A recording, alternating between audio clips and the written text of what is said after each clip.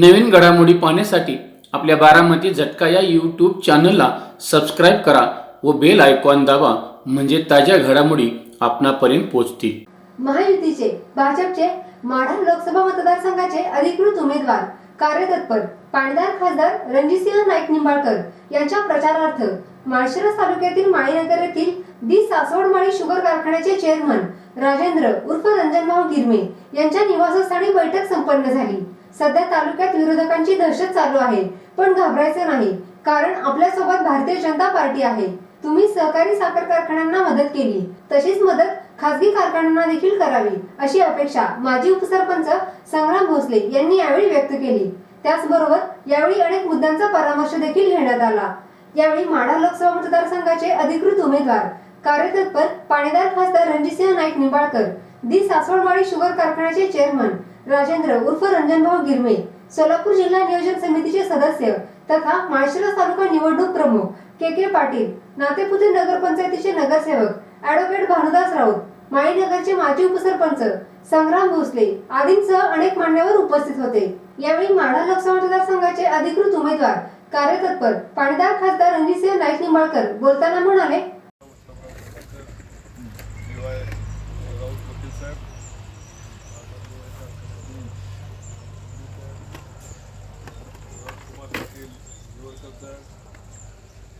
समोर उपस्थित असणारे माझे सर्व सहकारी,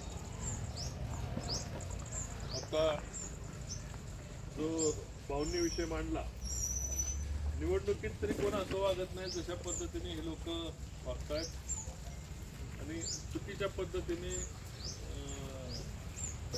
आज कलेक्शन केले होते. मला आता आपल्याकडनं सांगण्यात आलं की 4 कोटी रुपये निवडणुकीमध्ये गोळा केले. अतिशय दुर्दैवाची गोष्ट आहे की अशी लोक ज्यांना पतसंस्था चालवता आल्या नाही, ज्यांना कारखाने चालवता आले नाही, ते देश चालवायला निघालेले. बरोबर आहे ना?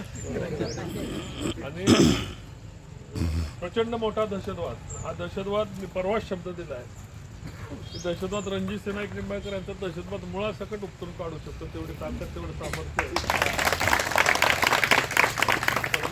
आपल्याकडे दिलेलं आहे. कायद्याची आणि सुव्यवस्था योग्य राबवली तर अकलूजमधनं चप्पल सुद्धा चोरीला जाणार नाही, एवढी मला खात्री. माणसाच्या पायावर पाय सुद्धा कोण ठेवू शकणार, धक्का मारू शकणार नाही. आणि तीच कायदा आणि सुव्यवस्था या निवडणुकीनंतर कशा पद्धतीने बसवायची, हाच कार्यक्रम आपल्याला सर्वांना मिळून घ्यावा. पण कोण जिबऱ्या सोडलेले पैलवान असतात, त्याचे जिबऱ्या कट करायला लागतील. मी आपली म्हणता आहे, बरोबर. यशवंतनगर वार्डात नाही मी अपक्ष उमेदवार मी निवडून आणलेला आहे. तिथं त्या झेपऱ्यांचा बी योग्य बंदोबस्त तुम्हाला केलेला या ठिकाणी दिसेल. कोणाला तुम्ही प्रत्यक्षात सोडा, फोनवरनं धमकी द्यायची सुद्धा हिंमत राहणार नाही. 4 तारखेला नंतर काय म्हणतात त्याला, क्वार्टर लिटर भाऊंच्या कारखान्यानं बॅरल पाठवायची सोय करायला. त्यामुळं तुम्ही बॅरलची व्यवस्था आणि गुलालाची व्यवस्था एकत्र करा. बॅरल तिकडे पाठवून द्या, कारण त्या बॅरलमधनं बाहेर येऊ शकणार नाहीत अशी परिस्थिती आहे. ज्या पद्धतीने त्यांनी मोदीजींच्या बरोबर विश्वासघात केला, देवेंद्रजींचा विश्वासघात केला, माझा विश्वासघात केला, अशा मंडळींना जनतेचा विश्वासघात केला आणि लोकांकडून खंडणी गोळा करणाऱ्या या लोकांना आपल्याला स्वतः गाडावं लागणार आहे. कारण प्रवृत्ती राक्षस म्हणतात ना, ती रक्तबीजासारखा राक्षस आहे, त्याच्यातनं अनेक राक्षस तयार होतात. हे राक्षस आपल्याला सगळ्यांना शक्ती स्वरूप करून गाडावं लागतं. पुढं आपल्या मुलांचं मुलींचं भवितव्य या शहरामध्ये सुरक्षित ठेवायचं झालं, माळीनगरमध्ये सुरक्षित ठेवायचं झालं, माळशिरस तालुक्यामध्ये सुरक्षित ठेवायचं झालं, आणि ह्यांच्या सगळ्या बगलबच्च्यांकडनं गुंडांकडनं सुरक्षित ठेवायचं झालं, तर आपल्याला निश्चितपणे हे रक्तबीज वाढले नाहीत पाहिजे ह्याची काळजी तुम्हाला आम्हाला सगळ्यांना करावी लागेल. मूळ एक आता तुम्हाला सगळ्यांना सांगतो की काही लोक आता इमोशनल फोन करतात. 5 वर्ष आपण जेव्हा कधी घरात साप निघतो नाग निघतो त्याला धोपटायचं म्हणतो. नाग निघाला की धोपटायचं म्हणतो का नाही. आणि नागपंचमी आली की दूध पास. इलेक्शन ही नागपंचमी मी बाबा आत्ता दूध पाजलं तर 5 वर्ष तुम्हाला घासल्याशिवाय राहणार नाही. संस्कृतमध्ये एक पण ऋणशेष दैवस्य पुन्हा पुन्हा पदवते, शत्रुशेष दैवस्य पुन्हा पुन्हा पदवते, अग्निशेष दैवस्य पुन्हा पुन्हा पदवते. म्हणजे अग्नीचा राहिलेला तुकडा, कर्जाचा राहिलेला भाग आणि यांच्यासारखे महाभाग समूळ राजकारणामधून नष्ट करा. संस्कृतमध्ये पण लिहून ठेवलेलं आहे. अशा लोकांना तुमच्याकडं सगळ्यात मोठी ताकद आहे प्रत्येकाकडे. आणि मताचा अधिकार हा डॉक्टर बाबासाहेबांनी दिलेला अधिकार सगळ्याला एकसारखा अधिकार दिला आहे. मग मी देशाचा पंतप्रधान आहे किंवा राज्याचा मुख्यमंत्री आहोत तर मलाही अधिकार आहे, तुम्हाला एक अधिकार आहे. मी खासदार असलो तरी मला अधिकार आहे, त्यांना एकच अधिकार आहे. त्या एक माणसाला एवढंच सांगावं लागणार आहे की या तालुक्याचं भवितव्य शांती जर सांगवायचं असेल तर ह्यांचा भविष्यात होत असलेला भस्मासूर आजच बाटलीत बंद करून टाकावं लागणार आहे. आणि बाटलीचं टोपण भाऊंनी उघडलेले तिथे भूत घालायचं काम करायचं.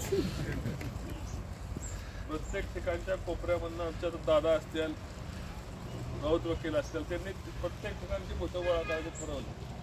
पण दाबण्याची शक्ती ही परमेश्वराने तुमच्याकडे दिली. आणि सर्वसामान्य माणूस कधी बोलत नाही, कधी कोणाला उत्तर देत नाही, पण योग्य वेळी त्याची भूमिका आणि त्याला जी जबाबदारी दिलेली आहे तो व्यवस्थित निभावता येईल मला खात्री. या संपूर्ण माढा लोकसभा मतदारसंघाचं माहितीच अकलूजपर्यंत माळीनगरपर्यंत या 14 गावाचं भवितव्य विकासशील करायचा असतो. आपण जो रेल्वेचे प्रकल्प, पाण्याचे प्रकल्प, गेलेलं पाणी, आता मी परवाच म्हटलं की यांच्या बापाला पण भेट नाही, गेलेलं पाणी पलीकडचं आम्ही रेटून पाणी आणलं, त्यांच्याशी वाद घातला आणि पाणी माघारी घेऊन आज कॅनल चालतो. तरी आता कॅनल आपला उजनीसारखा कधीच आटून गेला असता. यांच्या इथं बैठक झाली, मीरा देवकरचं पाणी द्यायची बैठक अकलूजमध्ये झालेली होती. यांच्या लाचारीमुळं यांनी कधी कुणाला खासदार घ्यावी होती, कुणाला काय होतं. या बैठकीत ठरलं की मीरा देवकरचं पाणी सोलापूर जिल्ह्याला आवश्यक नाही, ते पाणी त्या ठिकाणी देण्यात आलं. ते पाणी माघारी आणण्यासाठी मला खासदार व्हावं लागलं, जनतेला त्याचा निषेध मताद्वारे करावा लागणार आहे. आणि आपल्याला कायमस्वरूपी नीरा देवघरच्या कॅनॉल उर्वरित आपल्याला कृष्णा फ्लड डायव्हर्शन योजना राबवून नकाशावर नाही नुसती घरात लावायला बोगदा पाडत फलटणपासून उजनीपर्यंत आणलेला आहे. कुणी जाऊन बघायचं. मागचा बोगदा पाडायचं काम पूर्ण करायला रजिस्टर लाखाने नाही तर 2-4 लाखांनी खासदार व्हावं लागतंय. तेवढी ताकद, तुम्ही सामर्थ्य पाठीमागं उभं दिला तर कृष्णेचा बोगदा पाडून उजनीमध्ये पाणी येणार आहे. आणि ह्या उजनीद्वारे आपण फलटण येथे पाणी येताना त्या शाफ्टमधनं पाणी उचलून नीरा उजवा कालवा आणि नीरा देवघरचे कालवे याच्यात 7 TMC पाणी आपण टाकणार आहे. किती?